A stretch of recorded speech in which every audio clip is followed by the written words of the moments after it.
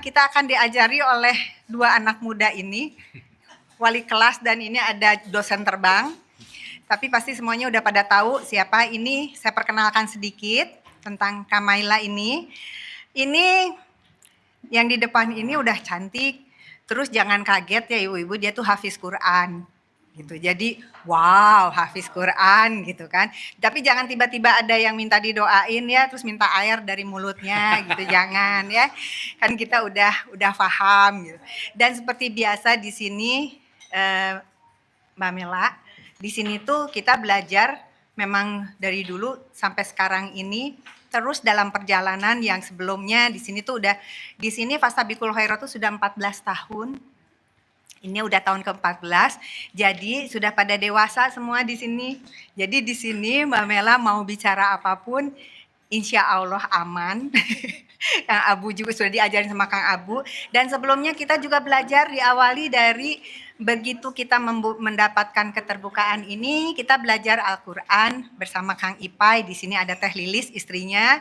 Dulu kita ayat bil ayat ngajinya gitu. Nah dari situ di sini ibu-ibu beranjak dan bapak-bapak belajar dan terus belajar dalam perjalanan ini hingga sekarang mungkin teman-teman yang ada di YouTube dan ada di Zoom ini juga perlu memahami kenapa Fastabiqul Khairat ini tidak mengajarkan syariat lagi, karena itu udah lama sekali, kita udah 14 tahun, jadi kita sudah tidak membahas masalah sholat bagaimana. Jadi maaf, jangan ada yang salah pengertian, yang ada di sini udah nggak pada sholat, enggak, masih sholat gitu. Hanya kita sudah tidak membahas sholat gitu. Nah di sini kita sekarang membahasnya lebih ke ma'rifatullah, ke dalam kesadaran. Hari ini mari kita sama-sama simak kajian ini dengan mempersiapkan hati kita, PPH kita, pendengaran, penglihatan dan hati kita. Dan seperti biasa di sini, mari kita sama-sama berbuat kebaikan, dibuka dengan bersedekah. Mau bersedekahnya di rumah, yang ada di rumah, mau bersedekahnya melalui Fastabiqul Khairat, mangga silahkan. Dan sekarang sambil berjalan nanti saya kelilingkan kotak sedekahnya. Demikian ibu-ibu, bapak-bapak, mari kita ucapkan basmalah, bismillahirrahmanirrahim. Kita buka acara kajian pada hari ini dan saya serahkan ke wali kelas kita, Kang Abu, untuk membawakan acara pada hari ini. Terima kasih. Assalamualaikum warahmatullahi wabarakatuh. Waalaikumsalam warahmatullahi wabarakatuh. Kita boleh tepuk tangan dulu dong buat Bunda Isya. Hatur nuhun. A'udzubillahi minasyaitonirrajim. Bismillahirrahmanirrahim. Robbi a'udzubika min hamazati sayatin wa a'udzubika robbi ayahdurun. Robbi srohli sodri wa yassirli amri wahlul 'uqdatam min lisani yafqahu qauli. Assalamualaikum warahmatullahi wabarakatuh. Alhamdulillahirabbil alamin, segala puja-puji milik Allah Subhanahu wa taala yang atas rahmat karunia kasih sayangnya. Alhamdulillah sore hari ini kita bertatap muka yang mungkin tiap Sabtuan ini tatap layar. Jadi alhamdulillah kita berkesempatan untuk bisa ketemu langsung, dan seperti apa yang selalu kita bahas di manapun, baik online maupun offline, ini adalah forum pembelajaran kita bersama, forum kita bertumbuh bersama, dan alhamdulillah mungkin pertama-tama juga mari kita sama-sama doakan, alhamdulillah pertemuan kita hari ini kita bisa dalam keadaan sehat walafiat, dan kita bersyukur berterima kasih. Kita sama-sama doakan siapapun yang menjadi jalan pertemuan kita di sore hari ini senantiasa selalu mendapatkan keberkahan dari Allah Subhanahu wa taala. Amin. Salawat serta salam juga kita lupakan, kita sampaikan kepada seluruh nabi dan rasul, wabil khusus baginda besar kita Rasulullah Muhammad sallallahu alaihi wasallam, kepada para sahabat-sahabatnya, tabiin, pemuka-pemuka agama, wali-wali Allah, pejuang-pejuang bangsa, dan senantiasa sampai kepada kita sampai akhir zaman. Amin, amin ya Allah ya rabbal alamin. Ibu bapak sehat semuanya? Alhamdulillah. Udah lunch, udah makan siang, udah? Udah. Ngebaso, udah? Oh, kenyang nggak? Ya, kalau kenyang itu kan bahaya ya. Mudah-mudahan nggak terlalu kenyang terus jadi ngantuk. Baik, sore hari ini kita kedatangan bintang tamu yang alhamdulillah saya rasa kalau ibu dan bapak sering nonton YouTube, pasti linkage channel-channel saya tuh pasti direkomendasiin juga gitu ya. Jadi Mbak Kumaila ini pengampu lah ya, yang owner kali ya, udah bisa owner ya, owner dari channel YouTube yang namanya Forbidden Question gitu. Jadi di situ banyak banget topik-topik pembicaraan yang agak jarang dibicarakan, khususnya kaitannya dengan religiusitas gitu. Makanya sore hari ini saya mengangkat judul bahwa krisis literasi agama gitu ya. Banyak hal yang saya rasa akan kita bedah gitu ya dengan Mbak Kumaila ini, dan seperti biasa Ibu dan Bapak sangat ditunggu partisipatif untuk berdialognya karena narasumber Mbak Mela ini betul tadi kata Bunda Isya, beliau ini hafiz Quran dari lahir sampai S1 urusannya sama agama lah gitu kira-kira.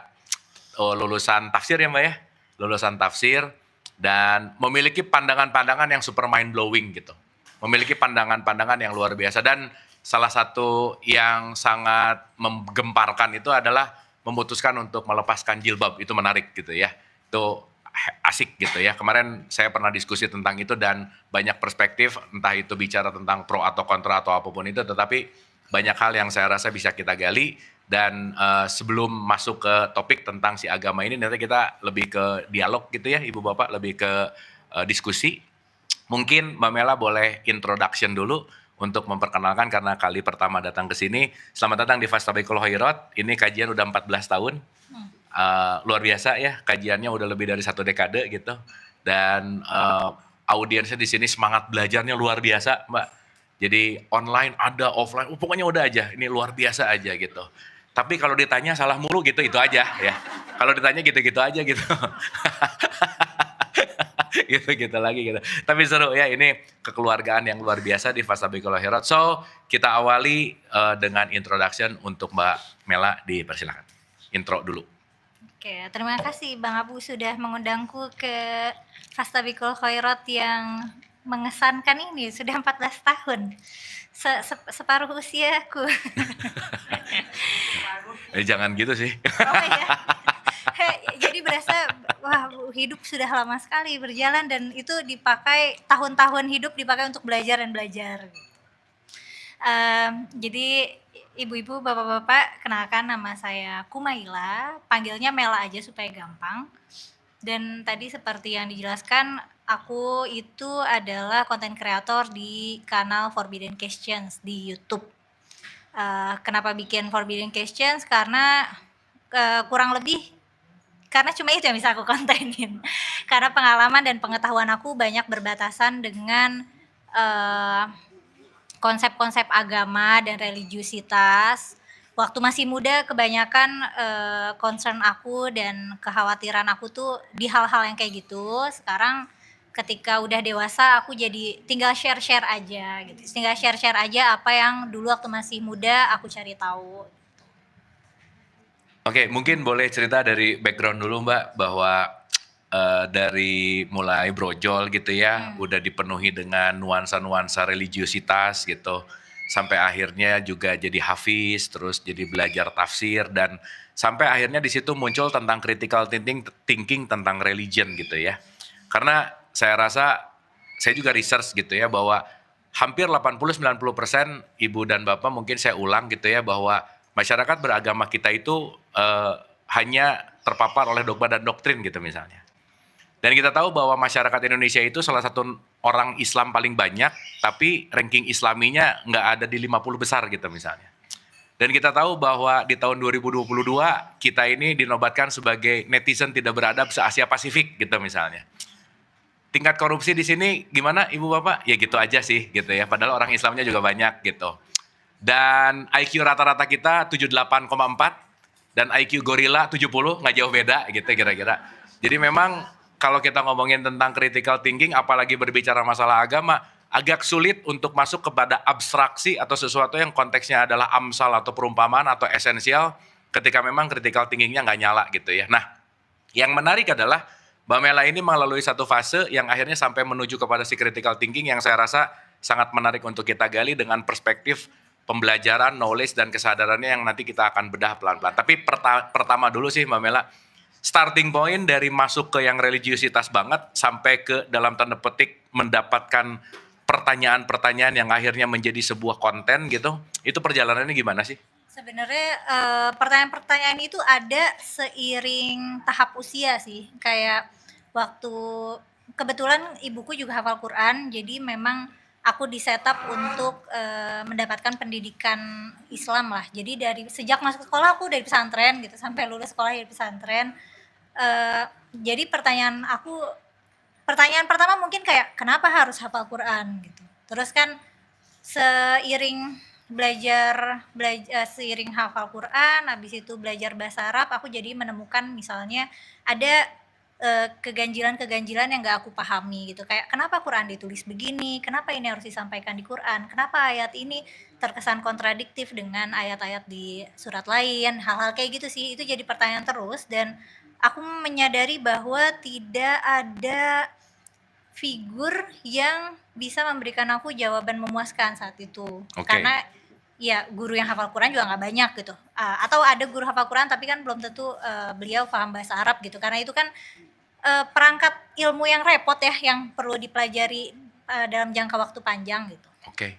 Terus aku suka mendapatkan apa ya, kan kayak tadi tuh waktu kecil misalnya aku suka disuruh baca Quran, nanti orang-orang pada naruh air.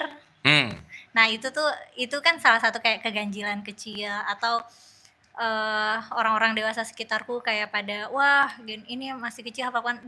Mereka melihat itu seperti sebuah keajaiban. Jadi aku merasa punya beban moral untuk belajar terus karena aku cuma hafal doang saat itu gitu. Aku nggak ngerti ini Quran apa, yang penting disuruh ibu aku ngafal, terus guru ngaji aku juga suportif, jadi ya aku lakukan gitu. Dan aku juga dengan senang hati aja gitu, senang-senang aja. Dan pertanyaan itu jadi kemana-mana tapi nggak benar-benar punya jawaban. Kayak misalnya ketika aku berdoa, aku jadi bertanya apakah Tuhan mendengarkan apa yang aku minta gitu. Bagaimana, apakah kan kadang kita suka dibilang kadang aku suka oleh orang sekitarku aku dianggap VIP-nya Tuhan karena aku hafal Quran, pasti aku diprioritaskan gitu ya. Emang keuntungan hafal Quran apa sih? Nah, itu juga diprioritaskan tadi sih ya.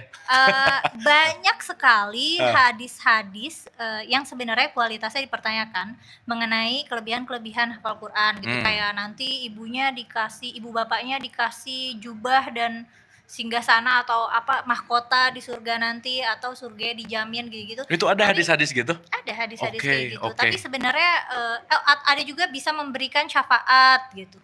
Nah, jadi kalau misalnya ada kerabatku nih yang mau masuk neraka, aku di akhirat bisa nolongin dia, yang gitu-gitu tuh. Tapi sebenarnya kualitasnya dipertanyakan ya. Dan malah berarti ibu bapak kita aman ya semua di sini ya. Temennya kan, kita temenan ya. Enggak, kita semua aman bukan karena aku temenan, karena kita semua aman.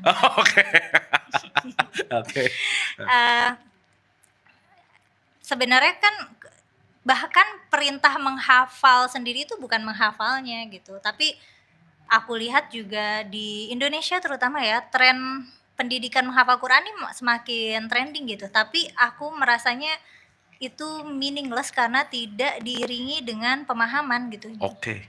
Jadi kita cuma jadi generasi Qurani yang sebenarnya nggak Qurani. Generasi yang hafal Quran, tapi nggak Qurani gitu ya. Nggak Qurani. Oke. Lanjut. Mungkin seiring pertanyaan-pertanyaannya bisa lebih aku explore seiring aku belajar perangkat studi Islam yang lain gitu di pesantren, atau aku ngaji kitab-kitab. Terus juga pas kuliah, kalau kuliah kan memang kita dikasih ruang nih, mahasiswi tafsir itu kan peluang penelitiannya adalah riwayat-riwayat dan ayat-ayat yang ganjil. Nah itu jadi bahan penelitian kita atau jadi bahan kritik kita.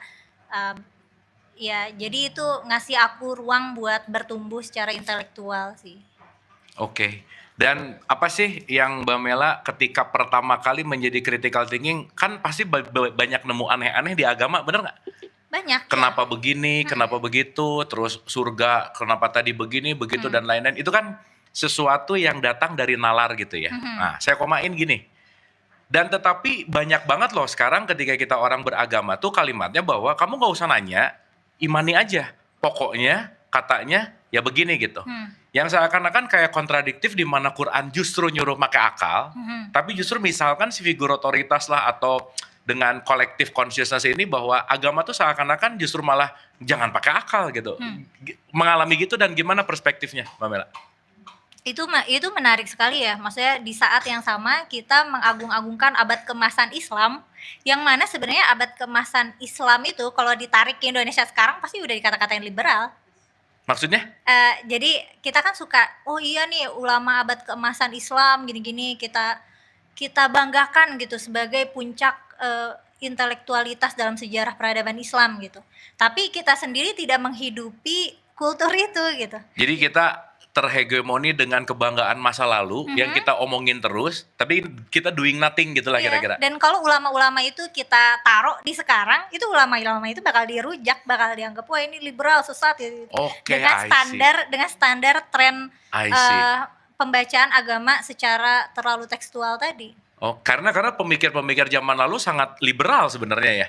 Maksudnya Menurut sangat standar- open mind gitu kan? Iya, mereka mau mengadopsi nilai-nilai agama dengan pandangan Aristotelian. Misalnya mereka pakai kerangka filsafat Yunani kuno untuk memahami agama.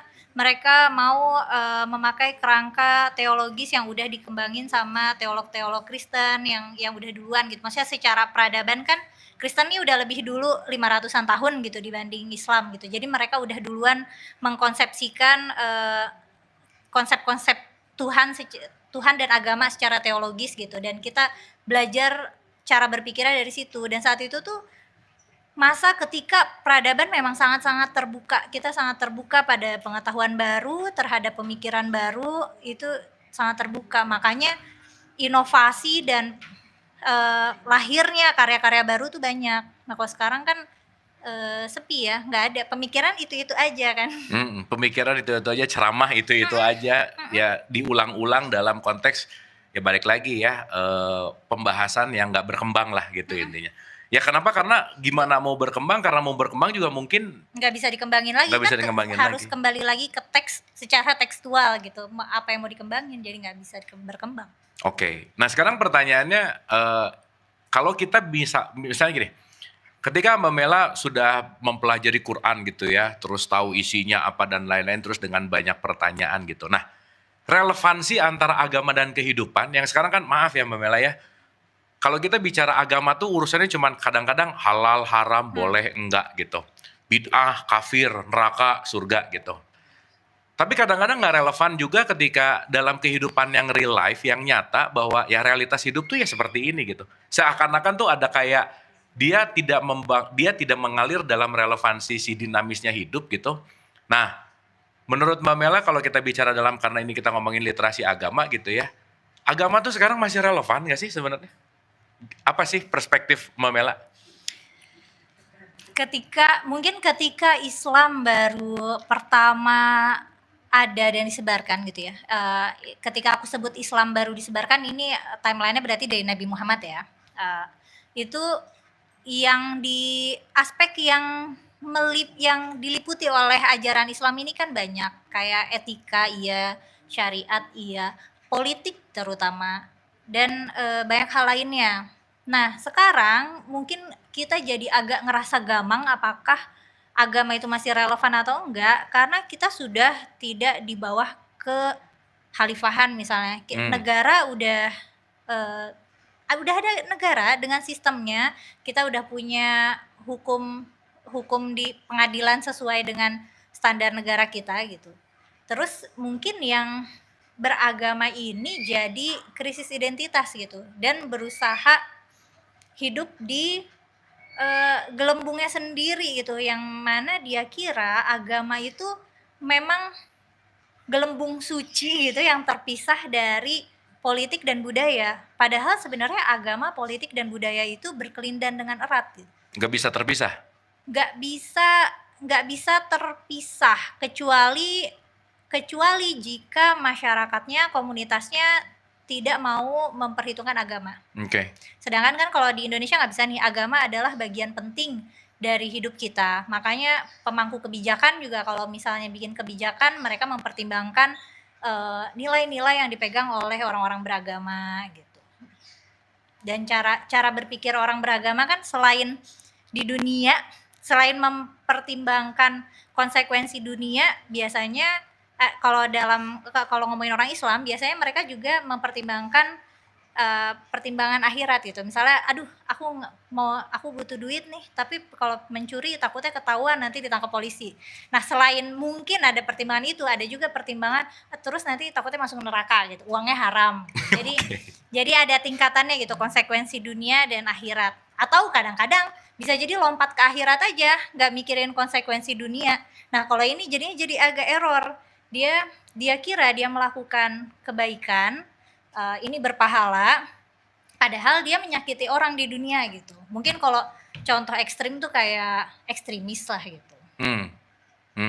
Ya dia melakukan dalam tanda petik, let's say mau bom bunuh diri kayak gitu ya, mau apa dan lain-lain, tapi atas nama agama supaya nanti di surga dapat ya bidadari gitu misalkan, ya itu kan jadi menarik gitu ya. Di pikiran dia kan dia melakukan hal yang mulia gitu, dan dia melakukannya untuk Tuhan, dan dia melakukannya untuk masuk surga. Nah, dia nggak napak bumi nih, padahal kan dia tinggal di bumi ini, di mana ada manusia-manusia lain juga yang sebenarnya berhak untuk hidup dan berhak untuk mendapatkan kasih sayang sebagaimana mestinya makhluk hidup gitu. Oke. Ini kan yang hadir tuh hampir mayoritas tuh generasi kolonial ya, Mbak Mela ya. Maksudnya boomers gitu kan. Mbak Mela berarti apa milenial ya? Milenial. Milenial kan. Anyway, alpha udah beres loh ya. Kita sekarang masuk ke zaman beta loh. Ini dahsyat banget gitu. Alpha yang belum beres, beta udah keluar gitu. Iya, jadi cepat merasa tua kan? Enggak juga sih kalau aku ya, beda. Cuman gini loh Mbak Mela. Dari gap generation antara baby boomers, milenial, alpha kelak, beta kelak, perspektif ini kan pasti beda nih. Karena kita tahu ya ibu dan bapak, mungkin ini semuanya urusannya adalah perbedaan di mana informasi yang datang kan. Zaman ibu saya itu informasi sedikit tuh. Makanya omongan figur otoritas tuh jadi sesuatu banget gitu. Nah, begitu sekarang masuk ke milenial lah, ke alpha, ke beta, informasi tuh deras banget gitu. Makanya ini ibu dan bapak di sini kalau ngasih tahu anak atau cucunya, nanti aku cek dulu ke Google, dicek dulu ke Google gitu. Karena sekarang informasinya dahsyat gitu. Nah, sekarang yang jadi pertanyaan adalah bagaimana cara mengajarkan agama yang baik dan benar, sementara ada gap generation yang sangat luas juga gitu ya. Istilahnya gini lah, di masyarakat Indonesia tuh kan nggak mungkin kalau kita lepas dari religiositas gitu ya, bahwa mendidik agama tuh pasti ujungnya dilihat agamanya dulu gitu. Dan konteks ini ya, sorry to say, dan ini terjadi banget. Nggak apa-apa nilai matematika kamu jelek, fisika kamu, yang penting agama karena urusan akhirat adalah urusan agama gitu. Iya, itu sering lagi. Itu kan dahsyat gitu ya. Nah, padahal kita tahu bahwa ya kita ngerti bahwa inti dari hidup itu kan bukan hanya urusan dalam konteks agama gitu. Nah, pandangan Mbak Mela nih ya, kita ini untuk melanjutkan pendidikan agama yang lebih relevan dan agama ini menjadi sesuatu yang relate banget dengan kehidupan, at least dalam konteks kedinamisan tuh gimana pandangannya Mbak Mela? Oke, jadi dalam rangka pendidikan agama kan ada dua nih, ada kerangka pikir, ada isi. Misalnya sebutlah kerangka pikir ini kita sebut aja mazhab gitu. Ada yang tekstual, ada yang liberal, ada yang macam-macam lah gitu. Dan isi itu ya isinya dikasih tahu, misalnya substansi dari sholat adalah apa misalnya. Nah, menurut aku yang paling pertama diajarkan justru harus kerangkanya. Isinya kan dia bisa cari sendiri. Karena kan informasi ada di mana-mana. Tapi yang penting dia tahu bagaimana, anak tuh bisa tahu bagaimana menavigasi substansi agama tanpa kehilangan nalarnya. Karena kan kayak kita lihat banyak nih orang yang beragama tapi seolah-olah nalarnya nggak dipakai. Bukan seolah-olah sih, kayaknya emang nalarnya nggak dipakai. Ya oke. Beragama tapi nggak ada nalar gitu ya. Oke. Ya. Kayak yang penting apa kata Pak Ustadz gitu. Baru aja kemarin tuh ada yang di kolom komentar kontenku ada yang nanya, kamu masih sholat nggak? Terus aku tanya, emangnya kenapa gitu? Apa urusannya sama aku sholat atau enggak? Ya kalau kamu sholat ya aku perhitungkan kata-kata kamu di konten. Tapi kalau kamu nggak sholat ya aku akan abaikan kamu gitu. Padahal kan kalau masalah gagasan, bahkan dari orang yang tidak Islam sekalipun gitu, kalau misalnya gagasannya oke ya oke aja, maksudnya diproses aja dengan critical thinking kan, terlepas dari orangnya sholat apa enggak kita nggak tahu. Masa kita harus absen sholat semua orang dulu sebelum mengkonsumsi konten? Ya oke.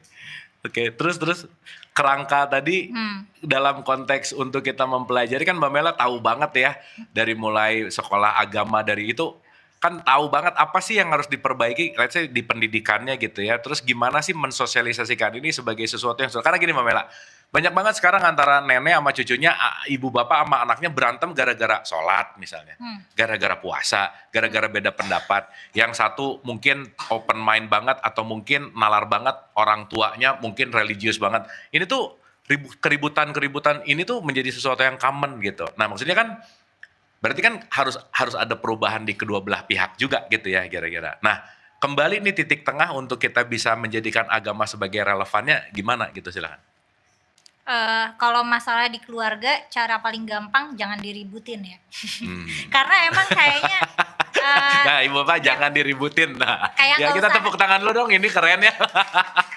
Jangan diributin. nggak usah diungkit gitu. Kalau misalnya kita mau cucu kita pakai kerudung, tapi dia nggak pakai kerudung, jangan tiap ke rumah ditanya kerudungnya mana gitu. Yang ada nanti hubungannya jadi dingin dan renggang. Oke. Kalau masalahnya di konteks keluarga ya. Iya. Tapi yang urgent tuh konteks pendidikan sih. Kita tuh nggak pernah diajarin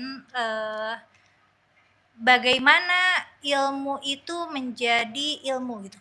Ketika kita dapat suatu pengetahuan, kita kan udah dapat nih hasil jadinya nih produk ilmu pengetahuan ini. Tapi kita tahu dari mana kalau misalnya kita tahu dari mana pengetahuan ini didapatnya tuh dari mana gitu. Dan kalaupun ini benar sebuah pengetahuan dan benar, kebenarannya sifatnya bagaimana? Apakah kebenarannya subjektif atau objektif gitu? Kalau misalnya teh ini, air teh adalah cairan, itu kan ada eksperimennya, cairan itu sifatnya begini bisa ditimbang dengan cara begini, kandungan molekul kimianya begini gitu. Itu kan sesuatu yang pengetahuan itu didapat dengan penelitian. Nah masalahnya dengan agama itu secara epistemologis tidak didapatkan dengan penelitian, tapi dari wahyu. Nah, karena bentuknya dari wahyu itu tidak bisa dibuktikan secara objektif. Nah, makanya sikapnya adalah iman gitu, percaya nggak percaya gitu, iman atau nggak beriman. Dan akan nggak sopan kalau kita memaksakan pada orang lain untuk percaya sesuatu yang sebenarnya nggak bisa kita buktikan. Nah, yang memang semua agama biasanya mengklaim bahwa agama mereka itu adalah kebenaran yang absolut. Iya. Padahal sebenarnya kan bukan kebenaran yang absolut. Betul. Kebenaran buat orang Islam itu bukan kebenaran buat orang yang non-Muslim. Orang yang non-Muslim punya kebenarannya sendiri. Nah itu adalah sifat kebenaran yang tidak objektif. Kalau misalnya ini rambut aku panjang, ini kan mudah membuktikannya, tinggal dilihat aja gitu. Kalau nggak bisa lihat tinggal pegang gitu, oh iya panjang gitu. Nah ini bisa dilihat, bisa disetujui semua orang. Kalau ada yang nggak setuju rambut aku panjang, ya aneh gitu, itu salah gitu, jelas-jelas salah. Nah sedangkan konsep agama ini juga abstrak.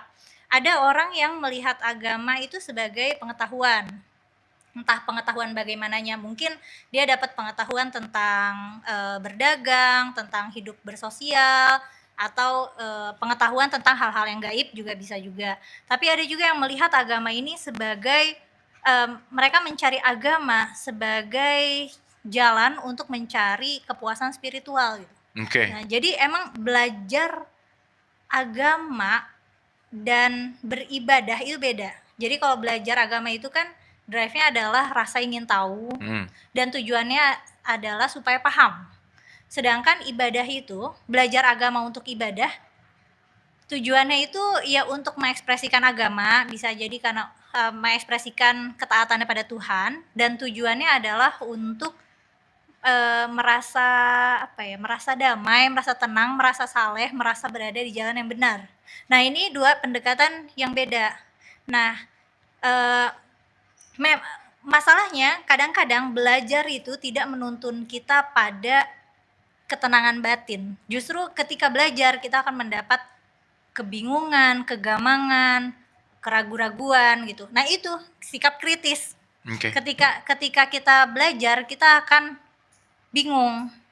Nah tapi kalau misalnya dia belajar agama untuk mencari ketenangan, maka kadang-kadang critical thinking-nya tuh sengaja dimatiin karena dia nggak mau merasakan ketidaknyamanan dari berpikir kritis itu. Karena kan berpikir kritis itu nggak nyaman ya, kayak kedamaian kita diganggu gitu. Ini nggak bener nih, ini ganjil nih, ini harus aku cari tahu gitu. Gak usah berpikir kritis, berpikir aja udah susah sih sebenarnya.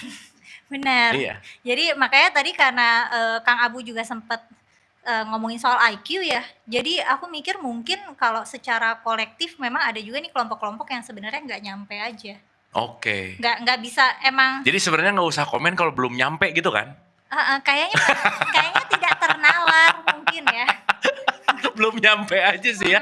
Mungkin harus ada eksperimennya sih, kalau gorila diceramahin itu mereka gimana gitu reaksinya. Gorila diceramahin udah ada belum sih kayaknya ya, nanti kita coba. Iya, jadi bisa jadi memang secara hardware otaknya tuh susah mencernanya karena kan konsep agama ini abstrak ya. Kalau misalnya kayak lihat ini cemilan di piring aku ada 4, 1, 2, 3, 4 kan simple. Sedangkan agama itu kan layernya banyak gitu. Kalau secara keimanan gitu, secara spiritual, oh aku beriman pada Tuhan gitu, aku menerima Nabi sebagai Rasul gitu. Ada ekspresi spiritual, ada ekspresi keilmuan, dan ada juga identitas dan budaya yang terwariskan ke kita gitu. Karena kamu orang Islam ya kamu harusnya misalnya berlaku jujur atau berlemah lembut baik sama tetangga, hal-hal gitu kan nilai-nilai yang terwariskan untuk kita sebagai muslim secara identitas gitu. Nah itu kan kompleks ya, tidak sesederhana ada 4 cemilan di piring aku gitu. Oke, menarik. Thank you, Mbak. Ibu dan Bapak kalau ada udah mulai mau tanya jawab boleh ya, boleh tinggal resen. Saya mungkin ada 2 pertanyaan untuk masuk dan nanti kita akan berdialog. Oke, ini seru gitu ya, Mbak, bahwa konteks apa yang dipelajari ini sangat open mind banget dan saya rasa setiap orang punya jatuh temponya untuk open mind dan nggak bisa dipaksa kan, udah pasti gitu ya, bahwa nggak bisa dipaksain pemikiran untuk bisa terbuka gitu. Misalnya once dia memang belum bisa sadar, belum bisa terbuka, itu kan kaitannya juga dengan bagaimana kedewasaannya masing-masing gitu. Nah, mungkin saya pengen kaitkan tentang Quran sih Mbak Mela. Oke. Mbak Mela ini kan hafiz gitu ya, memperdalam gitu.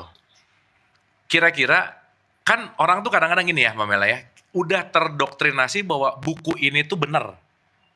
Ya kan? Buku ini benar. Makanya kalau habis baca tuh Shadaqallahul Azim gitu, maha benar Allah atas segala firman-Nya. Tapi pun kalau ditanya emang isinya apa? Emang rata-rata jawabannya wallahu alam bishawab. Udah gitu sih. Rata-rata begitu. Nah, yang menarik adalah ketika ini sudah terdoktrin sebagai suatu kebenaran, padahal kebenaran ini kan akan terjadi kalau kita mengalaminya gitu. Betul nggak? Sehingga kan kalau kita ngomongin Quran yang dibukukan ini disebut mushaf, even Nabi Muhammad aja kan nggak ngelihat itu gitu. Gitu ya. Saat itu masih suhuf, belum jadi mushaf. Belum jadi mushaf. Jadi Nabi Muhammad nggak pernah melegitimasi Quran revised by Muhammad SAW kan nggak ada. Betul nggak? Betul. Oke, nah sekarang menurut pandangan Mbak Mela, banyak tafsir, banyak pendekatan, cara memahami dan cara bagaimana belajar Quran yang paling tepat dalam perspektif Mbak Mela tuh gimana sih? Belum nanti ada tabrakan sama hadis, belum nanti ada tabrakan sama ijma ulama. Dan ini yang ngebuat confuse rata-rata. Aku tuh nggak ngerti Quran, udah bahasanya nggak ngerti, udah belajarnya figur otoritas ngomongnya beda-beda, tafsirnya beda-beda. Nah, dalam perspektif Mbak Mela, gimana sih sebenarnya kita mau menyelami Quran kepada keautentikan bahwa kita tahu untuk kita benar-benar bisa mengatakan Shadaqallahul Azim gitu. Gimana? Cara paling tepat sebenarnya ini metode yang sudah disepakati para ulama ya. Pertama itu lihat dulu konteksnya, konteks sosiohistorisnya. Oke. Mungkin yang paling ada konten aku yang paling baru tuh ngomongin tentang ayat-ayat perang kan. Jadi kayak seolah-olah kalau misalnya kita mau baca sekarang kita diperintahkan untuk memerangi orang kafir. Padahal kan itu perintah itu spesifik turun kepada Nabi ya di tahun itu untuk menyerang kelompok tertentu gitu yang dianggap mengancam. Nah, tapi kadang-kadang ayat-ayat itu masih suka dibawakan sama ustadz-ustadz yang galak gitu atau sama jihadis. Padahal kan udah nggak berlaku. Ustadz galak ya?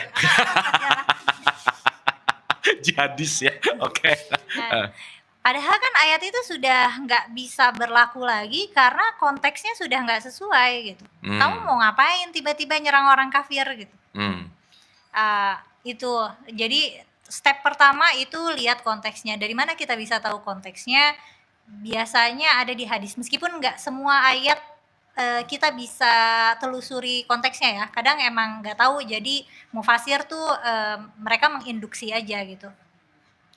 Terus nanti kita lihat biasanya ada hadisnya gitu. Sebelum ayat ini turun ada peristiwa apa, terus Nabi ngasih tahu nih ada ayat turun ini, terus Nabi kasih penjelasan. Biasanya gitu dan itu bisa kita cari hadisnya ya di kitab-kitab hadis yang udah tertulis sih. Cuman kan itu skill yang repot ya. Kayaknya kalau tidak belajar studi Islam secara khusus tuh itu repot. Jadi karena kita nggak bisa langsung tahu konteks sejarahnya saat dulu kita baca Quran itu baca konteks sekarang aja, baca konteks kontemporer aja gitu. Jadi ketika kita ngerasa ada ayat Quran atau hadis yang ganjil, terus kita rasa ini nggak fit sama zaman sekarang gitu, kayak terlalu aneh aja kalau kita menerapkan itu sekarang gitu. Yang kita rasa kalau kita Ya common sense juga main kan. betul. Jadi kayak pakai common sense aja, pakai nalar aja gitu. Dan hadis banyak yang palsu kan, bener nggak? Betul, banyak yang palsu. Dan dengan berbagai macam kebutuhan ya. Ada yang kebutuhannya untuk menjilat penguasa, ada Untuk yang dagang. untuk dagang, ada yang kebutuhannya juga untuk dapat massa gitu supaya apa yang dia sampaikan didengarkan. Jadi dia bikin-bikin aja ini Nabi bersabda gini-gini gitu. Padahal itu sabda Nabi palsu gitu. Oke, thank you Mbak. Asik ya, luar biasa. Dan mungkin ini bridge ya sebelum ke pertanyaan Ibu dan Bapak. Kan kita tahu ya Mbak Mela, salah satu visi besar let's say kalau kita di Quran itu ada wama arsalnaka ila rahmatan lil alamin gitu ya. Kita ini didesain untuk menjadi rahmat bagi semesta alam. Tapi menariknya kalau kita disuruh jadi rahmat bagi semesta alam, tapi itu gampang banget menerakakan agama lain misalnya, merendahkan kepercayaan lain gitu. Nah, relevansinya yang kadang-kadang nggak masuk logik adalah merahmati semesta alam, tapi ngerasa surga hanya milik orang Islam gitu misalnya. Nah, kan ujungnya sebetulnya kemanusiaan gitu. Nah, apa sih perspektif Mbak Mela tentang, ini gini loh Mbak Mela, maaf ya, mungkin karena marketer-marketer Islam sekarang kurang asik gitu ya, jadi akhirnya ya galak tadi. Kalau yang nyampeinnya galak biasanya jamaahnya juga ikut galak sih gitu biasanya. Tapi ini kan enggak ya di sini ya. Di sini jinak ya. Nah, maksud saya lucu gitu. Di satu sisi kita ngomongin humanity, tapi di satu sisi kita mentingin banget identitas gitu. Ngelihat yang beda agama dikit, kafir. Ngelihat yang apa dikit, bid'ah gitu. Ya saya pernah sampai gini loh Mbak Mela. Kan kita tahu Bill Gates itu kan sangat dermawan gitu ya.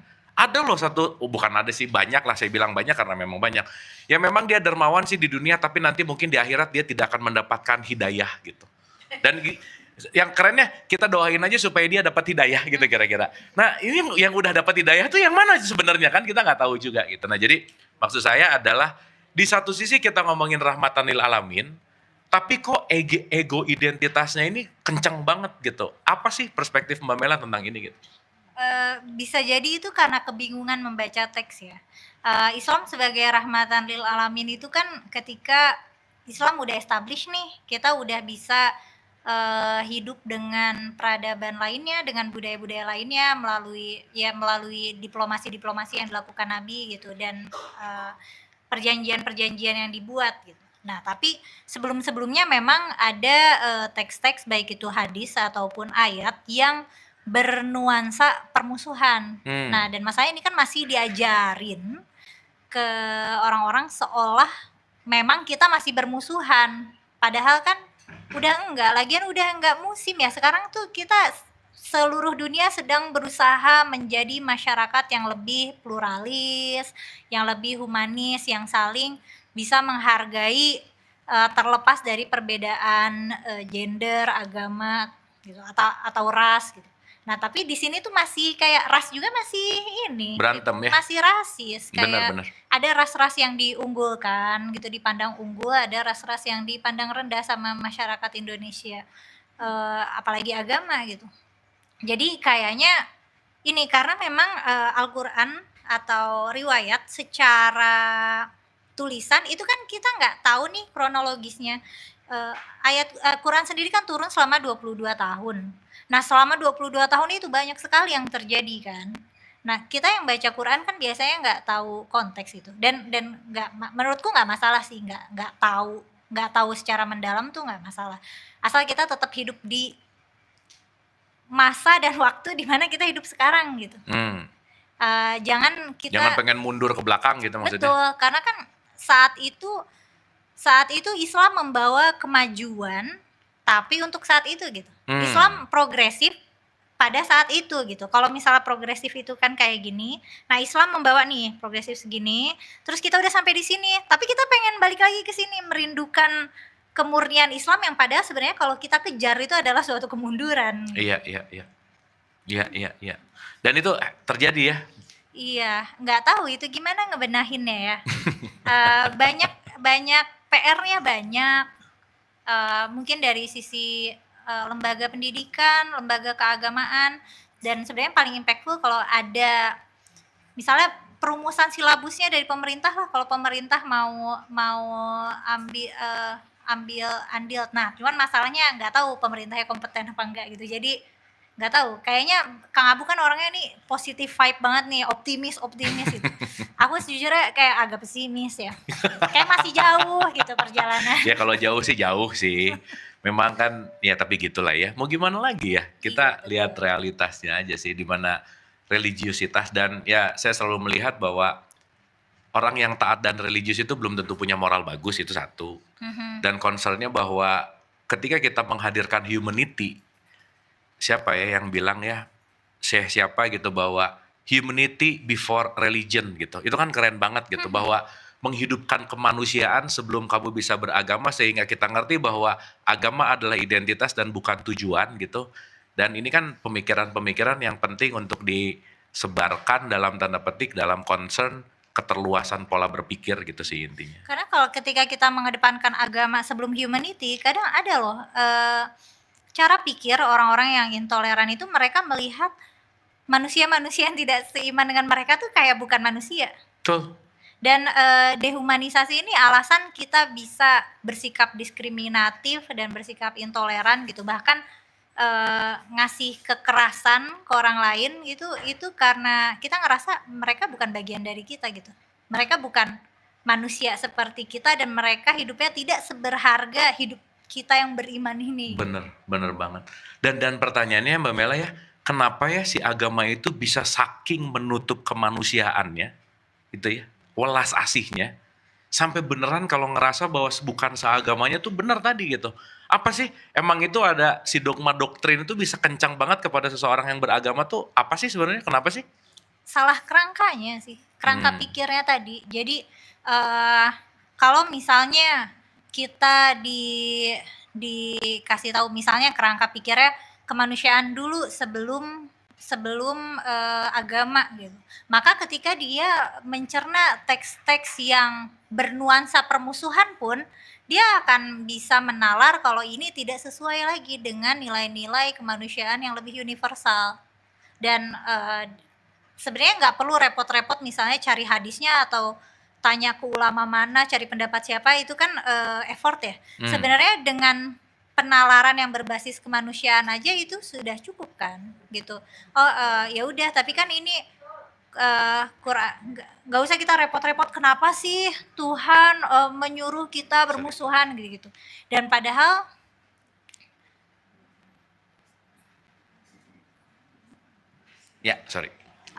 kita tinggal hidup aja di sekarang dan fokusnya di bagaimana kita bisa mewujudkan Islam rahmatan lil alamin tadi gitu. Karena ketika kita masih terus menggaungkan, menyampaikan, dan ingin untuk mengamalkan teks-teks yang bernuansa permusuhan, ya kita akan semakin jauh dari Islam rahmatan lil alamin. Oke. Yang ada sekarang kesannya Islam tuh kayak paling rese, ya nggak sih? Tapi wajar kan paling muda ya. Nah, bisa jadi juga itu karena paling muda, agama yang paling muda, jadi kita belum belum Dewasa. dewasa gitu. Kalau misalnya umat Kristen kan pernah mengalami dark age, habis itu baru renaissance. Mungkin kita waktu itu renaissance-nya aduh, tapi runtuhnya renaissance-nya ini juga bukan cuma runtuh secara peradaban ya, tapi kultur intelektualitasnya juga luntur sih. Jadi dulu ulama-ulama kita semangat mencari ilmu dan semangat fastabiqul khairat asing.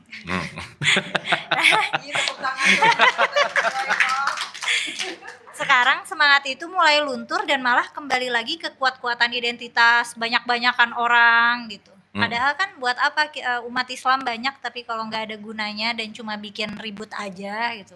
Tapi kan sesuai prediksi kalau nanti akan umatnya banyak tapi beriak, tapi ya itu tadi ya, ada satu statement kan bahwa akan banyak sekali tapi ya nggak, kualitasnya not okay lah gitu kira-kira. Iya, ya sudah terbukti ya. Sudah terjadi gitu ya. Terjadi. Oke.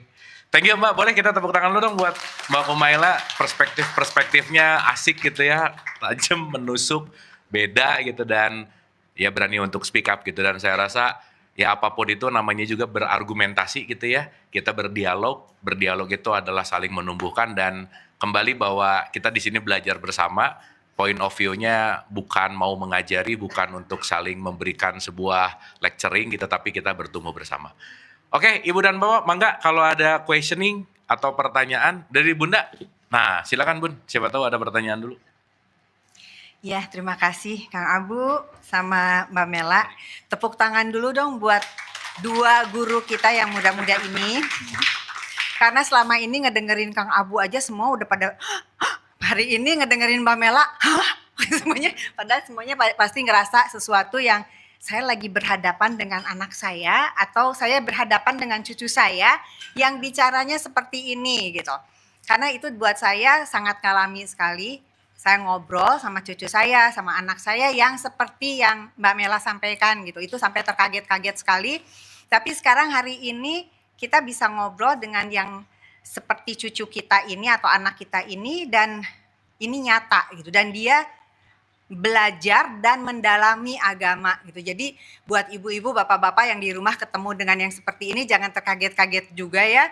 Karena memang mereka ini yang saya rasakan. Jadi ini baru banget tadi malam kejadian nih. Yuk, saya ngobrol sama Reza, sama ada pertemuan keluarga tadi malam. Saya merasakan bahwa anak yang soleh itu bukan untuk nurut sama orang tuanya, tapi dia bisa membela.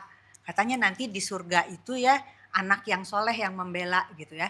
Padahal anak saya teh tatoan di mana-mana, gimana kapan mau ngebelanya gitu ya. Terus anak saya itu kepercayaannya ya saya percaya Bu sama Allah gitu kan. Tapi saya nggak mau ngejalanin apa yang untuk saya sudah tidak relevan lagi. Tapi itu dulu terkaget-kaget. Tapi ketika saya ikut sama kajiannya Kang Abu ini saya lebih paham sekali dan saya sudah siap sekarang itu apapun yang dinilaikan ke saya. Jadi judgement apapun saya udah nerimanya udah oke, nggak apa-apa. I don't mind what people say what about me gitu kan. Dulu saya tuh masih mikirnya oh I don't care gitu kan, masih ada ketidakpedulian. Tapi tadi malam saya ngerasa bahwa oh ini ya si anak tatoan yang soleh yang jadi ngebelain ibunya gitu kan.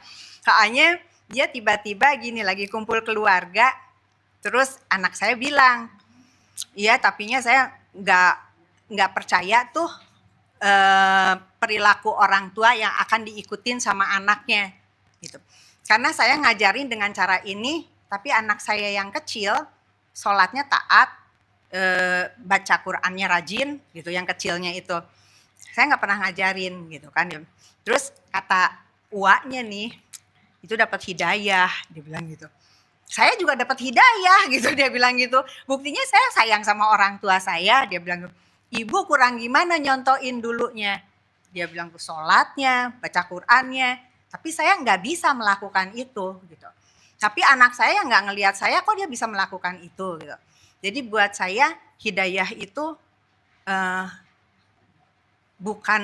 bukan dipilih-pilih sama hanya untuk orang yang mau sholat dan mau baca Quran aja. dia bilang gitu. Saya memahami itu, tapi untuk dibilang depan umum kan agak deg juga gitu ya, anak saya ngomong kayak gitu. Terus tadi malam terus dia nambahin lagi gini, tapi kalau ada yang bilang ibu saya nggak pernah benar ngajarin saya akan marah sekali, Wak. Gitu. Karena dia mencontohkan ke saya, dia bisa nerima saya apa adanya. Dan itu buat saya nggak akan bisa ngedapetin seorang ibu lagi kayak dia. Itu padahal saya lagi di kafe, saya mau nangis gitu denger anak saya gitu. Oh ini satu pembelaan dari anak yang soleh, yang tatoan, yang dia bilang sholat saya tuh surfing Bu, dia bilang. Makanya saya surfing sehari 5 kali, dia bilang gitu. Karena dia hobinya itu.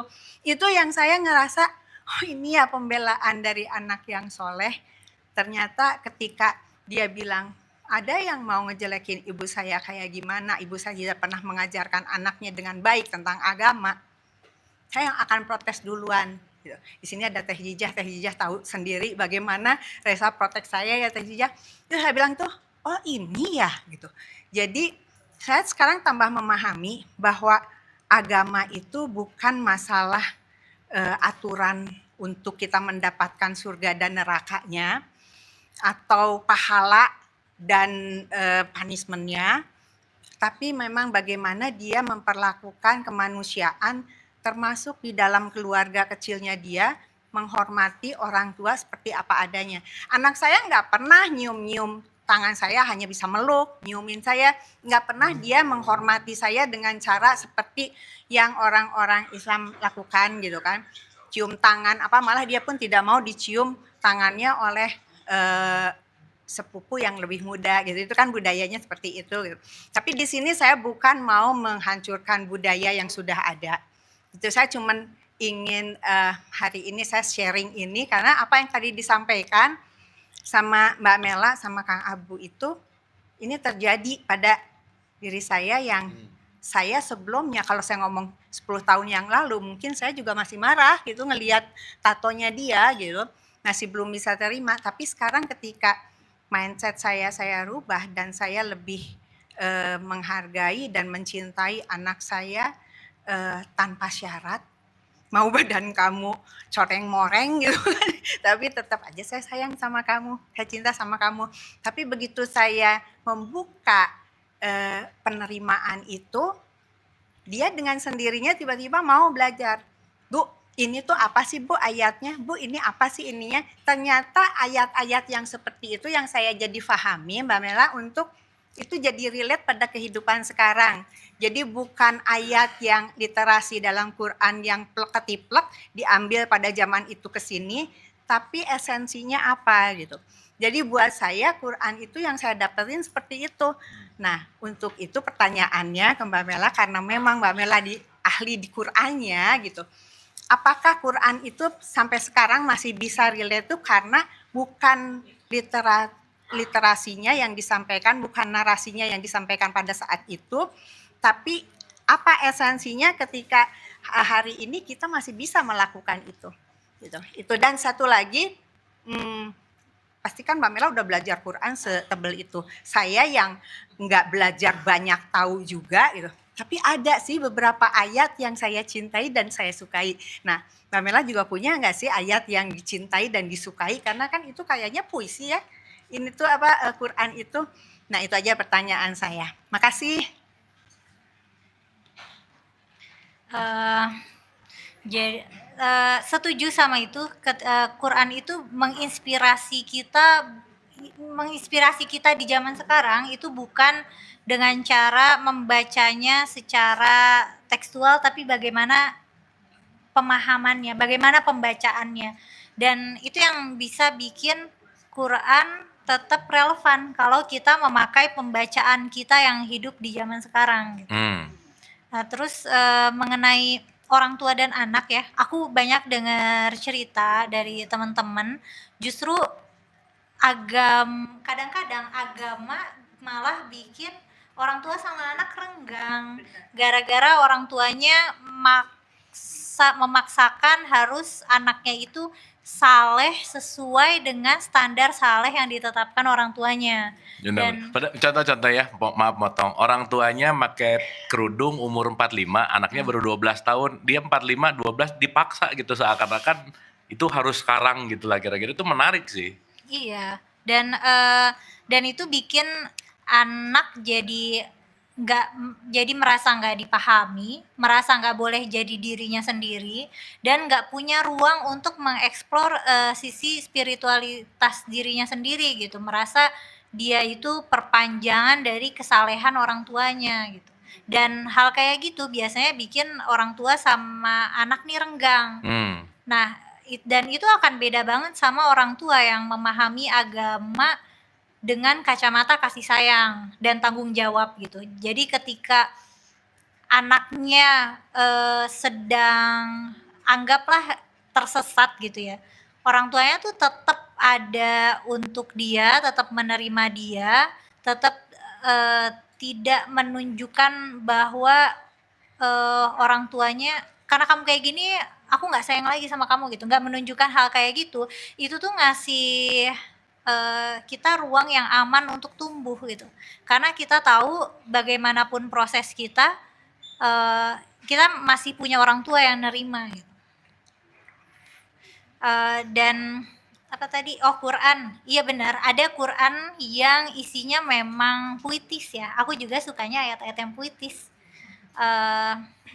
Kalau kesukaan mungkin ada atur, aku suka bentuknya berima gitu, kayak watur kita bimastur firokim mausyur gitu, dan kayak gitu terus atau surat Maryam sih. Tapi kalau secara keindahan sebenarnya bukan indah ya, ini malah agak tragis, tapi aku merasa tersentuh banget sama kisah Ibu Maryam ketika beliau mengasingkan diri dan melahirkan sendirian gitu di tempat yang asing, dikucilkan warga.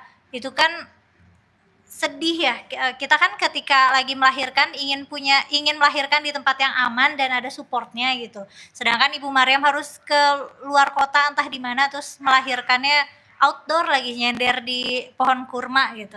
Nah itu buat aku membekas banget sih, dan paling membekasnya justru ayat paling ini menurut aku ayat paling sedih se-Quran ya. Jadi Ibu Maryam bilang, ya laita, ini pas mau menjelang melahirkan dan udah kepayahan gitu, kesakitan, kelelahan karena jalan kaki jauh. Terus beliau bilang, ya laitani mitu qabla hadza wa kuntu nasiyan mansiya. Andai aja aku mati di sini dan orang-orang lupa sama aku. Itu kayak, ya ampun, Ibu Maryam nih kemana-mana ditemenin malaikat loh. Tapi ketika ada tekanan sosial yang begitu besar, ya kena mental juga gitu. Itu yang aku tersentuh sih itu. Ada yang belum aku jawab nggak? Udah. Oke, thank you Mbak, terima kasih. Makasih. Ada lagi pertanyaan Ibu dan Bapak? Siapa tahu ada penasaran mau nanya apa gimana? Anyway, konten ada, oh iya. Mangga Ibu, punten. Punten. Assalamualaikum, Mbak Mela, salam kenal. Kebetulan saya punya putri yang mungkin umurnya cuma beda 2 tahun sama Mbak Mela. Jadi saya mau tanya, Mbak Mela kan dari kecil itu sudah sepertinya sudah tanak sekali dengan dogma dan doktrin. Dari mungkin baru lahir sampai mungkin setelah berumur 20-an baru mungkin Mbak Mela mungkin buka jilbabnya, saya kurang tahu umur berapa. Nah, yang menjadi pertanyaan saya, apakah Mbak Mela saat ini masih menjalankan dogma dan doktrin yang sebelumnya, misalnya syariat-syariatnya gitu? Apakah masih Mbak Mela jalankan seperti waktu itu Mbak Mela masih menjalankan kental sekali? Karena begini, anak saya nggak beda jauh dengan Mbak Mela, mereka itu untuk syariat saya mungkin sudah capek ya, misalnya, ayo kakak ini sholat atau apa-apa. Mereka, iya ma gitu. Nah, apakah memang anak-anak milenial itu menganggap syariat itu memang sudah nggak relevan dengan zaman sekarang.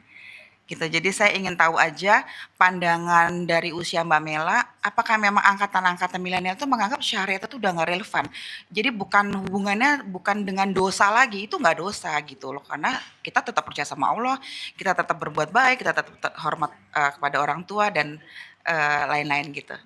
Jadi saya cuma pengen tahu aja apakah Mbak Mela masih menjalankan dogma dan doktrin sebelum Mbak Mela berhijrah sekarang, dan bagaimana pandangannya terhadap pandangan anak milenial kalau syariat itu tuh udah nggak terlalu penting. Demikian, makasih. Pertanyaannya seru banget sih. Tapi yang jelas Ibu dan Bapak, hijrah jangan jauh-jauh, nanti nyasar ya. Hati-hati. Oke, ini menarik sih Mbak Mela dari perspektif bahwa Dokter Prima ini usianya nggak jauh anaknya gitu ya. Dan betul sih, ini juga jadi pembicaraan di kalangan-kalangan milenial yang masih confused mungkin ya. Entah itu ada pemikiran yang berbeda atau entah itu ada sesuatu yang ada traumatik, tetapi intinya adalah tentang si syariat ini. Mungkin Mbak Mela bisa jawab dari multi perspektif gitu. Silakan. Sejujurnya salah satu pertanyaan yang aku tidak punya jawabannya dan belum pernah mendapatkan jawaban yang memuaskan adalah sholat itu untuk apa sih? Dan aku sudah menanyakan ini sejak kecil ke banyak orang dan tidak ada yang dan aku juga nyari di literatur yang ditulis ulama, aku tidak menemukan alasan apapun yang bisa memuaskan aku gitu. Biasanya kebanyakan ya untuk bentuk tabut aja, bentuk penghambaan kita terhadap Tuhan gitu ya. Memang sesederhana itu. Ada ulama-ulama yang mencoba menggenerate hikmah sholat 5 waktu gitu. Tapi kan itu mereka bikin-bikin sendiri, dipanjang-panjangin aja gitu supaya disiplin, tidak lalai gitu. Tapi kan cara itu sebenarnya banyak. Kayak bisa surfing 5 kali sehari gitu. Itu part of ya. Buat yang suka surfing ya, surfing adalah sholatnya gitu ya kira-kira ya. Dan ada yang bilang kan supaya khusyuk. Tapi kan itu nggak satu-satunya. Dan menariknya lagi, banyak sekali kita kan sholat nih pakai bacaan doanya bahasa Arab. Tapi kan kebanyakan dari kita nggak tahu makna bacaan sholat kita itu apa gitu. Betul. Dan aku bisa paham kenapa teman-teman yang masih muda juga bisa jadi punya pikiran yang sama gitu. Terus sholat itu buat apa? Terus terus bacaannya pakai bahasa Arab, yang mana kita belajar bahasa Arab itu kan nggak praktis ya, itu kan bukan bahasa kita sehari-hari gitu. Dan kita juga tidak terekspos pop culture yang berbahasa Arab. Kan kalau bahasa Inggris kan banyak nih ya, lagu-lagu bahasa Inggris, film Hollywood bahasa Inggris. Kalau Arab kan selain dari Quran kita nggak ada bahan pembelajaran lain nih. Yeah. Nah terus kalaupun misalnya kita paham doa bacaan sholat, apakah memang itu doa-doa yang ingin kita panjatkan ke Tuhan gitu. Jadi kalau aku sih sangat bisa memahami ketika ada orang yang tidak bisa mendapatkan khusyuknya melalui sholat gitu. Jadi mungkin dia ketika sholat nggak khusyuk, tapi ketika ibadah yang dalam bentuk lain, kan ibadah ini abstrak ya, ibadah itu kan untuk mencari kepuasan spiritual gitu. Bisa jadi dia menemukan kekhusyuannya di tempat lain gitu. Karena sholat itu bisa jadi asing, karena kan masjid kita tuh nuansanya Arab banget kan. Kita pas memasuki waktu sholat ada sholawat dan puji-pujian bahasa Arab, kita belum tentu paham gitu. Kalau disetelin lagunya Nancy Ajram juga mungkin kita anggapnya sholawat aja. Padahal lagu curhat ya. Udah gitu kita azan, iqomah bahasa Arab, kemudian kita sholat bahasa Arab, doa setelah sholat bahasa Arab. Agama Islam sebagai budaya, bagian ibadahnya, bagian ritualnya itu kurang menyatu sama kita, karena kayak aku paham kalau teman-teman ada yang ngerasa asing gitu, merasa ada jarak antara dia dan ritual agamanya, karena ritual agamanya ini sulit dipahami, sulit dimaknai gitu. ya akhirnya sholat jadi rutinitas kosong gitu. Jadi kayak udah waktunya Menggugurkan sholat, kewajiban. udah sholat ya udah waktunya sholat gitu. Habis Karena gitu ngegosip lagi. Itu gosip lagi. Terus kadang-kadang kan kita di mall, misalnya nih di mall jam maghrib mau sholat, kan mall itu biasanya mau sholatnya kecil. Udah gitu ada tempat udunya. Karena kita sholat itu harus udu dulu, jadi tempatnya tuh lembab, agak becek. Terus kita harus sholat cepet-cepet karena gantian kan mau ada orang lain yang sholat. Itu kan susah untuk mendapatkan kehusyuan di tempat yang kayak gitu gitu. Hmm. Jadi kadang-kadang sholat sebagai ekspresi ibadah itu kurang optimal gitu. Jadi bisa aja orang yang males ibadah tuh karena udah nggak nemu esensinya aja gitu. Oke. Oke. Kayak bisa dipahami. Dan itu mungkin sekarang jadi ya udah kebutuhan sosial aja sih gitu. Bisa jadi aku dan masjid-masjid karena aku besar di pesantren ya, di mana masjid itu terintegrasi dengan sekolah, jadi masjid itu ya pusat kegiatan gitu. Nah kalau di masyarakat kita kan aku nggak tahu ya, tapi kayak masjid tuh sendiri-sendiri aja, kayak kalau di RT ya, kalau masjid besar ya masjid besar, kita tidak terhubung dengan masjid gitu. Aku ngerasanya setelah keluar dari pesantren gitu. Kayak masjid itu tempat kita buat mampir sholat udah gitu. Oke. Oke. Nah, mungkin saya komain sedikit nambah. Terus gimana nih Gen Z milenial untuk tetap berislam yang baik dan benar gitu? Kan tetap aja di dalamnya ada sholat, ada puasa, ada umroh, ada haji, ada zakat. Gimana relevansinya anak-anak muda sekarang, let's say gitu ya, milenial, Z, alpha, beta, dan seterusnya, itu tetap dalam koridor-koridor keislaman yang baik dan benar. Pandangan Mbak Mela gimana? Yang kita anggap koridor Islam yang baik dan benar ini kan sebenarnya bersifat subjektif ya. Dan kalau kita mau menegakkannya kan berarti kita berada pada jalur dakwah gitu ya. Aku sih nggak berada di jalur dakwah, Kang. Jadi kepentingan aku tuh justru bukan spiritualitas individu sih. Tapi concern aku tuh lebih ke harmoni sosial gitu. Lebih ke ya kamu tuh beragama jangan rese gitu. Kalau masalah dianya taat atau enggak, itu kan udah bukan urusan komunitas lagi ya. Itu kan urusan individu gitu. Yang biasanya aku suka kritisi itu yang rese-rese aja sih, yang kombinasi bodoh dan jahat itu kan menyebalkan ya. Contoh gimana sih yang rese kombinasi bodoh dan jahat tuh gimana misalnya? Wah, ini apa ya? Wah, oh ini jahat kok, jahat. Wah, Kumaila ini bicara seperti ini tanpa kerudung, dia sudah halal darahnya. Nah, itu tuh. Ada yang ngomong gitu? Banyak di aku mah, Kang. Oh gitu? Oke. Nah, Karena ngomong nggak pakai kerudung, ada yang punya perspektif halal darahnya gitu? karena aku nggak pakai kerudung, terus aku ngonten dengan pendekatan yang skeptis di Forbidden Questions ya, aku jadi halal darahnya. Kan itu kan kombinasi bodoh dan jahat, dan itu kan mengusik. Itu kan mengusik kan. Itu kalau ada orang kayak gini di dalam komunitas, itu kan nggak enak gitu. Toksik? Tidak toksik gitu, bikin masyarakat tidak harmonis gitu, tidak merasa aman. Tapi kalau yang mayoritasnya yang gitu gimana? Nah itu dia. Makanya biasanya sasaran kritik konten aku tuh bukan di syariat, memang lebih ke kelakuan yang tidak cinta damai. Tidak cinta damai ya? Yang kayaknya tuh nyari ribut mulu. Komen apa sih yang paling parah Mbak yang pernah ada? Paling sadis gitu menurut Mbak Mela? Paling sadis sih, waduh ini aku nggak tahu bisa ngomong di kamera apa enggak. Tapi misalnya kayak, wah ini enak nih pakai rame-rame atau yang kayak gitu-gitu. Ya ampun. Dan itu tuh biasa, dan itu tuh mereka kayak marahnya itu kan dasar kemarahannya itu kan adalah agamanya. Mereka merasa lu jangan ini penghancur Islam, ngancurin Islam dengan pertanyaan-pertanyaan. Padahal kebanyakan dari pertanyaanku di konten itu adalah pertanyaan-pertanyaan klasik yang udah ditanyain berabad-abad yang lalu gitu. Cuman ya sekarang nggak populer lagi gitu. Tapi sebenarnya itu pertanyaan lama gitu. Aku cuma sebagai konten kreator aja gitu. Oke, dikit sebelum ke pertanyaan lagi, penasaran apa sih pertanyaan dan konten yang paling mind blowing yang ngebuat komentar-komentar bodoh dan jahat tadi? Apa sih? Menariknya sih justru konten yang menurut aku tidak membahayakan akidah ya. Itu konten yang tentang babi, yang kenapa babi haram. Oh, kita udah bahas babi sih kemarin. Ya, benar.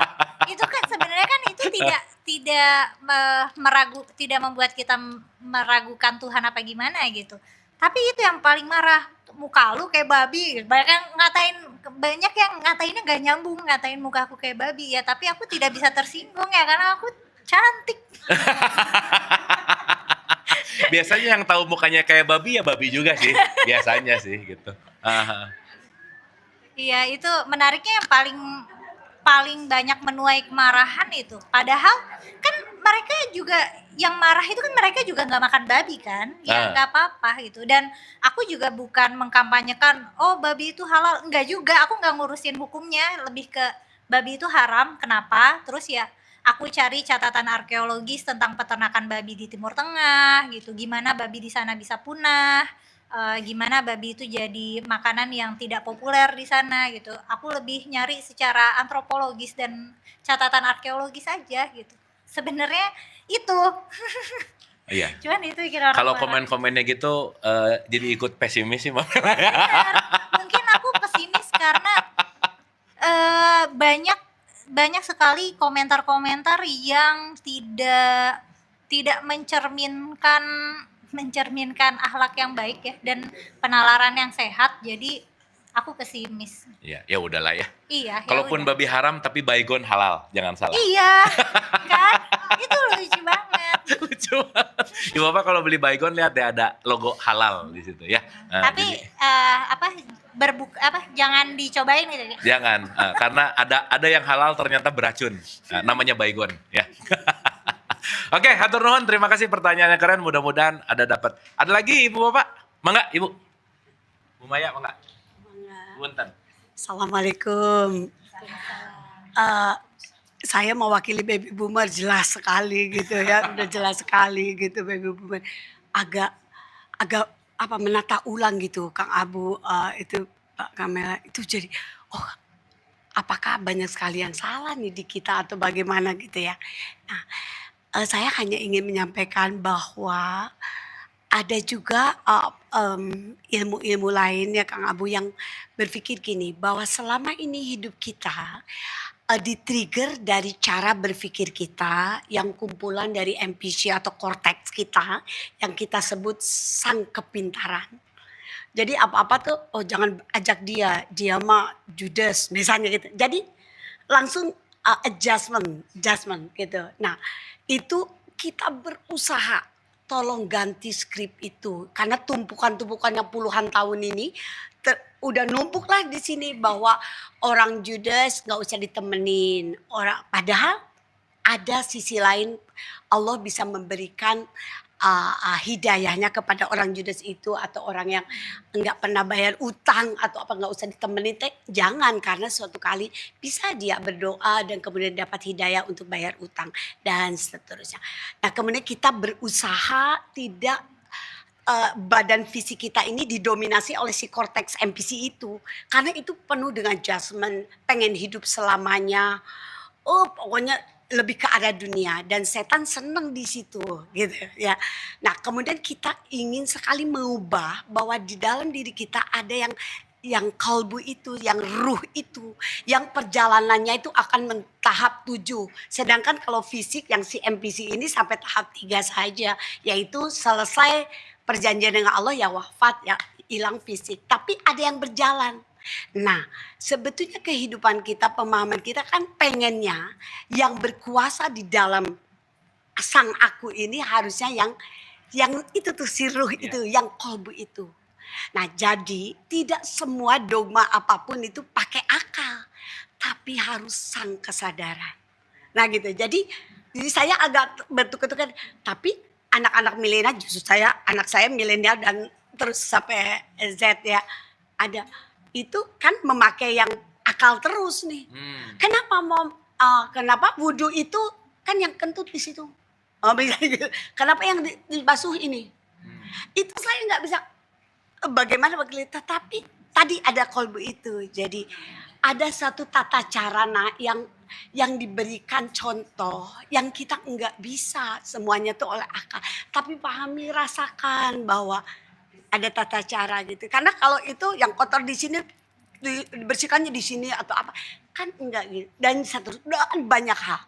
Tapi tidak semua di dalam kehidupan kita itu harus diketuai oleh si akal NPC sang kepintaran. Tapi tolonglah untuk malah kita harusnya dikuasai oleh si kesadaran itu tadi, bahwa Allah menciptakan kita, bahwa ada dan itu. Jadi tidak semua juga di Quran itu harus kita bedah dengan otak, dengan akal, tetapi banyak yang memang jadi seolah-olah given, tetapi kalau dipahami dan baca Quran, hafal itu sebetulnya kan itu selesai baca aja sebetulnya. Betul. Kalau hafal kayak lagu aja, saya juga hafal misal lagu apa, bukan begitu. Tetapi pada proses itu Allah berjanji ketika kita baca Quran itu maka akan masuk ke dalam kita hidayah itu tadi. Hidayah itu yang kemudian kita itu jadi bacaan tuh tadinya terbata-bata jadi rapi, terus tadinya enggak paham, terus tiba-tiba jadi paham.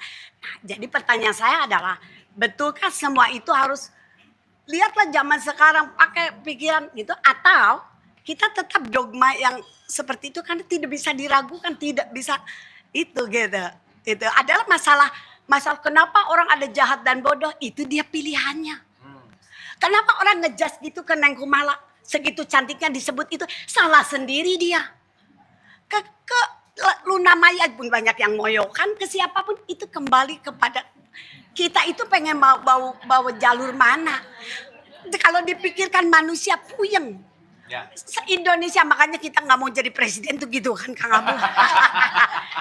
Kita mah bener. Sekarang mau begini diprotes sama. Tapi kan hidup kita enggak apa kata orang. Betul. Apa kata orang? Mau dihina, alhamdulillah, nggak apa-apa.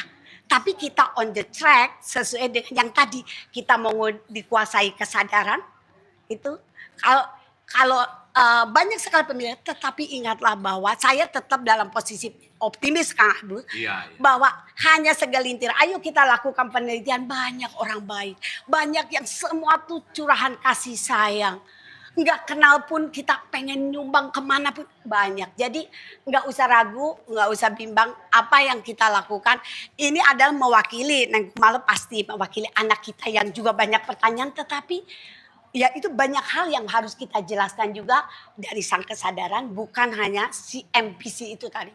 Mungkin itu sharing ya dari saya. Assalamualaikum warahmatullahi wabarakatuh. Hatur nuhun. Wah, kita boleh tepuk tangan dulu dong, keren. Hatur nuhun, Bu Maya. Mantap, keren. Mungkin boleh ditanggapi antara critical thinking, terus rasa gitu ya. Karena kan kalau dalam perspektif tasawuf tuh semuanya ngomonginnya zauk gitu ya. Zauk itu adalah rasa gitu, bahwa dalam perspektif rasa di situ yang nggak bisa dalam tanda petik dirumuskan oleh nalar atau akal gitu. Gimana, Mbak Mela? Itu kembali lagi ke kebutuhan kita, apakah kita mau tadi sih belajar atau ibadah. Kan tadi kan aku bilang belajar itu beda ya. Itu kan untuk memuaskan rasa keingintahuan, tujuannya supaya paham. Sedangkan kalau beribadah tuh memang untuk dirasa-rasa gitu, untuk mencapai ketenangan. Ya tadi pertanyaannya kenapa kalau kita kentut terus harus udu lagi, padahal kan kentut ya kentut gitu, kayak nggak nyambung. Itu kan dia bertanya karena untuk memuaskan rasa ingin tahunya. Dia mempertanyakan itu dari sudut pandang dia sebagai pembelajar. Nah, jawaban bahwa misalnya ada ruh kita, ada kolbu kita, itu adalah pendekatan ketika kita beribadah. Dan memang tidak semua hal ya, manusia itu sebenarnya kan makhluk yang tidak rasional. Rasionalitas itu secara alamiah kita tuh nggak rasional. Rasionalitas kita itu kita latih dengan belajar, dengan berpikir kritis, itu kita harus kita latih. Sedangkan otomatisnya kita tuh bukan spesies yang rasional gitu. Dan salah satu agama adalah salah satu ekspresi kita yang irasional. Itu kenapa agama itu ada banyak ragamnya, ada banyak ragam ekspresinya, ada banyak jenis Tuhan di dunia ini, ada banyak cara-cara beribadah di dunia ini, karena agama itu pakai rasa gitu, dan rasa itu nggak bisa diseragamin. Sedangkan kalau rasionalitas masih bisa gitu, maksudnya pelajaran matematika di sini sama di seluruh dunia gitu ya sama gitu, rumusnya gitu-gitu aja. Tapi kalau misalnya mau belajar agama dengan pendekatan ibadah, pasti yang orang rasa itu beda-beda. Nah, ketika lagi ngomongin aku yang hafal Quran atau belajar tafsir gitu, tentunya aku ketika mengambil peran itu, aku mengambil peran itu untuk belajar, bukan untuk beribadah gitu. Makanya setiap ayat itu aku kulik-kulik gitu, karena yang butuh untuk aku puaskan adalah rasa keingintahuan aku gitu. Sedangkan apakah aku memakai Quran untuk ibadah juga? Iya, kalau misalnya terutama lagi bulan puasa kan biasanya disaranin tadarus, ya aku juga baca-baca aja gitu. Atau misalnya kalau lagi sholat, kadang aku suka manjang-manjangin sholat supaya bisa baca Quran dengan lebih panjang, yaitu kebutuhan aku adalah untuk ibadah gitu.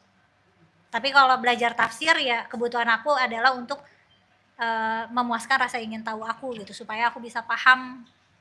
Oke. Jadi itu ekspresi yang berbeda gitu.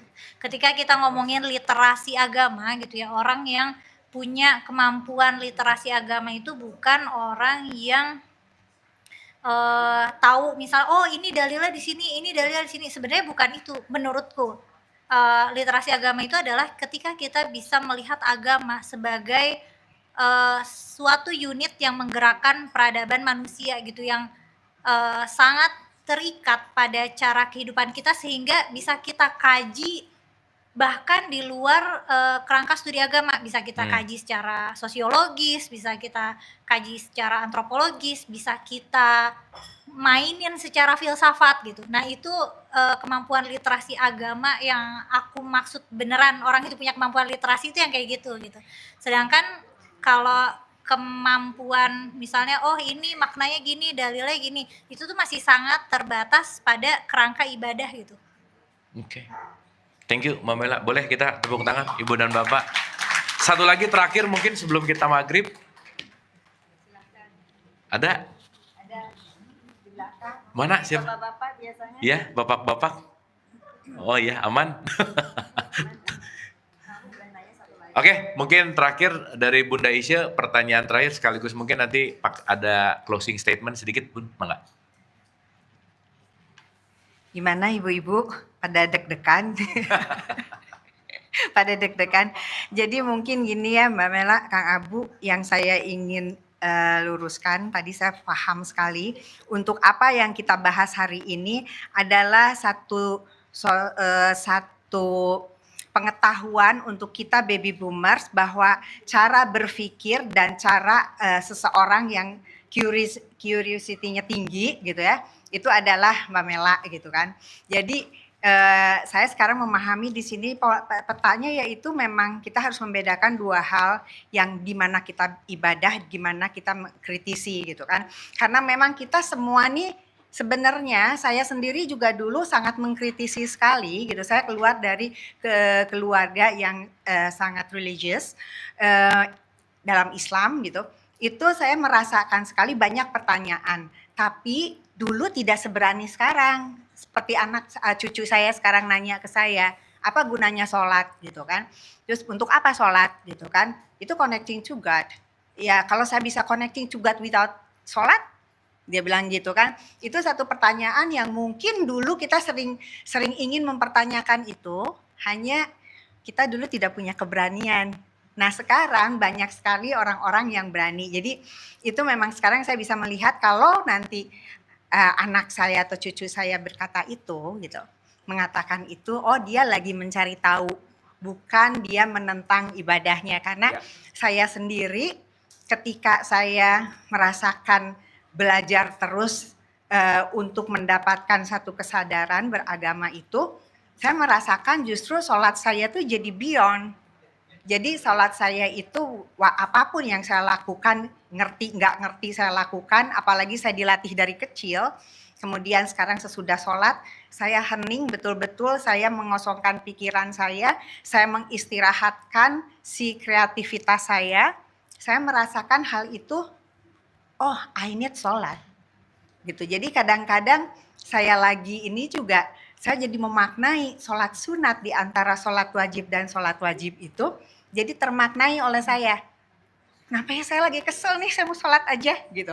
Nah jadi itu yang sekarang saya memaknainya gitu. Jadi tapi ketika anak saya tidak melakukan sholat, mungkin dia punya cara sholat yang lain gitu. Dan saya tidak memaksakan. Tapi ketika dia nanya gitu, kayak mantu saya seorang mu'alaf, dia nanya, Bu, tapi kayaknya ibu kalau udah sholat damai. Terus saya seneng ya kalau lagi ngumpul, kalau saya bisa sholat sama-sama. Oke, kalau gitu gimana caranya? Gerakannya aja dulu belajar gitu.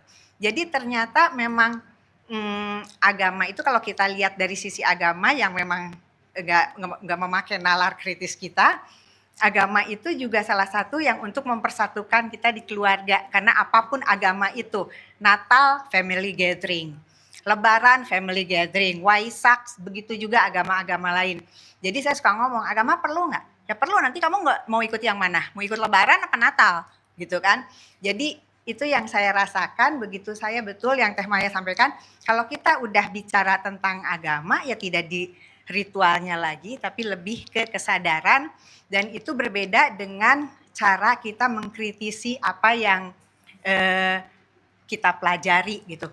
Itu mungkin ya teman-teman yang di pemahaman saya seperti itu. Jadi hari ini sangat bersyukur sekali kita kedatangan tamu Mbak Mela ini karena membukakan, paling tidak Mbak Mela ini mewakili pikiran kritis dari anak-anak kita atau cucu kita yang mungkin kalau kita ngedengar langsung terkaget-kaget gitu. Jadi pada hari ini kita mendengar ini, tapi ternyata saya lebih tenang hari ini karena memang beda cara memikirkan itu sama dia memperdebatkan ibadah gitu ya. Itu aja Kang Abu dari saya, Mbak Mela. Terima kasih sekali lagi. Dan saya juga minta teman-teman mengapresiasi Kang Abu dan Mbak Mela dengan tepuk tangan. Terima kasih Kang Abu yang selama ini selalu membimbing kita untuk mendapatkan sebuah pemahaman beragama itu dengan kesadaran, dan kita orang yang open minded yang bisa menerima apa aja. Dan mohon sekali lagi karena memang benar jadi terbuka kita, daripada kita nanti terkaget-kaget mending ngedengar aja diwakili oleh anak muda ini. Itu aja Kang Abu, mangga, terima kasih. Turnuhun sekali lagi, boleh tepuk tangan. Dan terakhir mungkin Mbak Mela, kesimpulan wrap up dari final statement obrolan kita di hari ini, silakan. Oke, jadi mungkin highlight yang paling butuh di highlight adalah punya kemampuan literasi agama itu berbeda dengan taat beragama. Taat beragama itu adalah cara kita mengekspresikan keimanan.